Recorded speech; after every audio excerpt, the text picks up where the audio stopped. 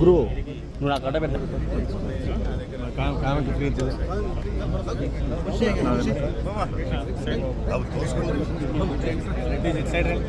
Photo తీసుకుని చూస్తున్నాం.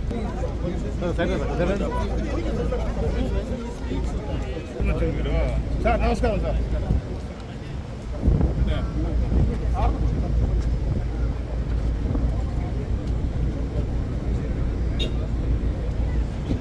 నమస్కారం.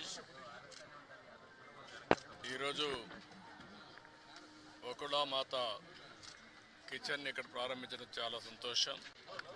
1,25,000 వరకు ఏది కావాలన్నా తయారు చేసే అవకాశం ఉంటుంది. ఒక అర్ధ గంటలోనే ఒక్కొక్క ఐటెంను బట్టి తయారవుతాయి.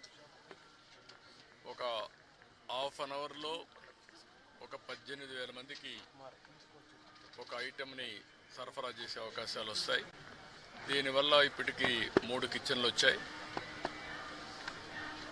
వెంగమాంబ కిచెన్ ఒకటి, అక్షయ కిచెన్ ఒకటి, ఇది 3వ కిచెన్.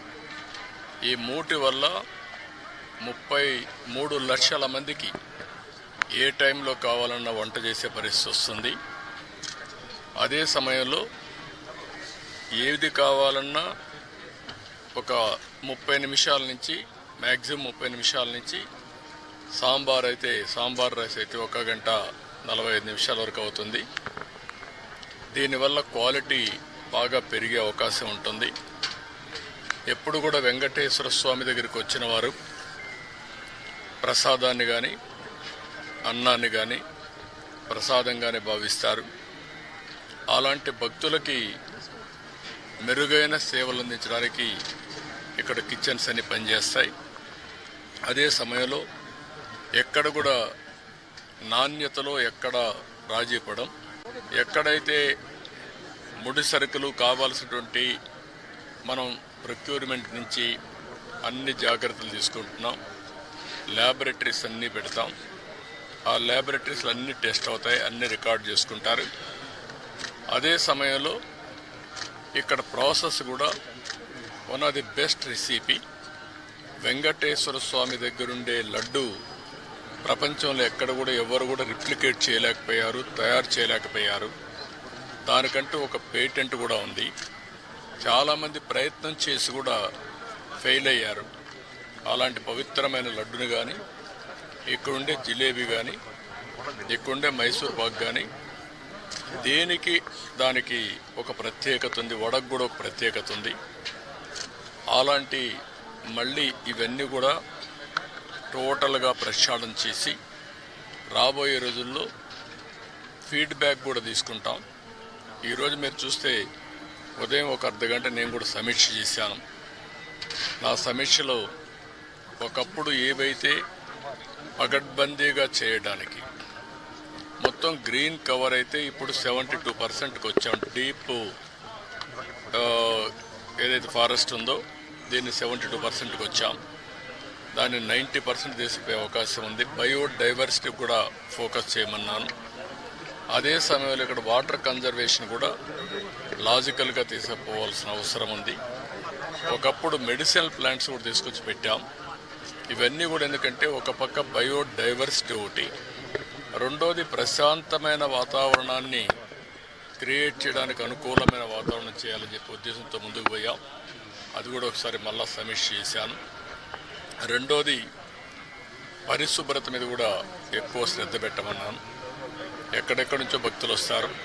భక్తులు వచ్చినప్పుడు వాళ్ళకు కావాల్సింది వెంకటేశ్వర స్వామి నామం తప్ప ఇంకొకటి మాట్లాడే పరిస్థితి లేకుండా వాళ్ళు అన్ని విధాలు ఒక ప్రశాంతమైనటువంటి ఒక దివ్య క్షేత్రంగా ఇది ఎప్పటికప్పుడు ఉండాల్సిన అవసరం ఉంది. అకామిడేషన్స్ ఇచ్చాం. అదే మరి ఇక్కడ ఫుడ్ కూడా ఏదో ఫ్యాన్సీ ఫుడ్లే కాకుండా ఇక్కడుండే భక్తుల మనోభావాలకు అనుకూలంగా ఇక్కడ మన సాంప్రదాయాలకు అనుకూలంగా ఉంటే చాలా బాగుంటుంది. అలాంటివి కూడా చేయమని చెప్పి ఆదేశాలు ఇచ్చాను. అదే మరి ఎండ్ టు ఎండ్ ఇవన్నీ కూడా ఒపీనియన్ కూడా తీసుకోవడం, భక్తుల మనోభావాల్ని గౌరవించడానికి ఏమేం చేయాలనో అవన్నీ చేస్తాం. ఇప్పుడు సేవకులు కొంతమంది ఉన్నారు, శ్రీవారి సేవకులు. వాళ్ళు కూడా ఎప్పుడో నేను ప్రవేశపెట్టాను. వాళ్ళు ఒక 15 లక్షల మంది అయ్యారు. వాళ్ళు కూడా ఒక స్పిరిచువాలిటీ సైడ్ ఎట్లా తీసుకెళ్ళాలి, వాళ్ళల్లో కూడా భక్తిభావం ఎట్లా పెంచాలి, ఇక్కడే కాకుండా నిజ జీవితంలో కూడా వెంకటేశ్వర స్వామి శ్రీవారి సేవకులు ఉన్నప్పుడు వాళ్ళు నిజ జీవితంలో కూడా దీన్ని ఆచరించాల్సిన అవసరం ఉంది. వాళ్ళకి కావాల్సిన ట్రైనింగ్ అవన్నీ ఇచ్చి వాళ్ళు కూడా కెపాసిటీ బిల్డింగ్ చేస్తాం. అదే మరి ఎక్కడికక్కడ సమాచారాన్ని కూడా తీసుకొని ఒక విధంగా చెప్పాలంటే మళ్ళీ వెంకటేశ్వర స్వామికి పూర్వ వైభవం వచ్చే విధంగా, అదే కాకుండా ఎప్పటికీ ఇది ఒక దివ్య క్షేత్రంగా పవిత్రమైన క్షేత్రంగా తయారు చేయడానికి ఏమేం చేయాలో అన్ని చర్యలు తీసుకోమని చెప్పి మేనేజ్మెంట్కి గవర్నమెంట్ తరఫున కూడా ఆదేశాలు ఇచ్చాం. అవన్నీ చేసేదానికి శ్రీకారం చుట్టారు. ఇంకొక పక్కన ఏదైతే ఈరోజు ఇక్కడ ఫుడ్ కూడా ఉందో ఎన్నిటి కూడా రాబోయే రోజులు అన్ని టెస్టులు ఉంటాయి. అదే మాదిరిగా అవసరమైతే ఇక్కడ నాలెడ్జ్, అబండెంట్ నాలెడ్జ్ ఉంది.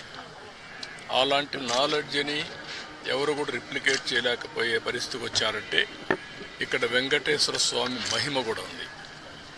ఏది నడిపించినా వెంకటేశ్వర స్వామి నడిపిస్తాడు. మనం నిమిత్త మాత్రం.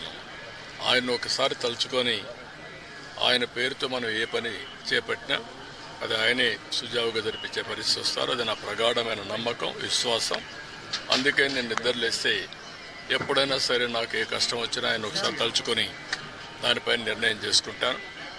ఆ నిర్ణయం ఎప్పుడు కూడా నేను తప్పు చేయకుండా ముందుకు పోయేదానికి ఉపయోగపడతా ఉంది. ఇక్కడుండే వాళ్ళు కూడా ప్రతి ఒక్కరూ ఇక్కడ పనిచేసే వాళ్ళు కానీ వచ్చే భక్తులు కానీ పవిత్రమైన భావంతో మీరు ఇక్కడ ఉండాల్సిన అవసరం ఉంది. మీరు పవిత్రంగా ఉండమే కాకుండా దివ్య క్షేత్రాన్ని పవిత్ర క్షేత్రంగా శాశ్వతంగా ఉండాలంటే భక్తుల్లో ఆ భావన రావాలి, మేనేజ్మెంట్లో భావన రావాలి, శ్రీవారి సేవకుల్లో భావన రావాలి. అందరం కలిసి మళ్ళీ దీన్ని ప్రపంచంలో ఉండే హిందువుల మనోభావాలకి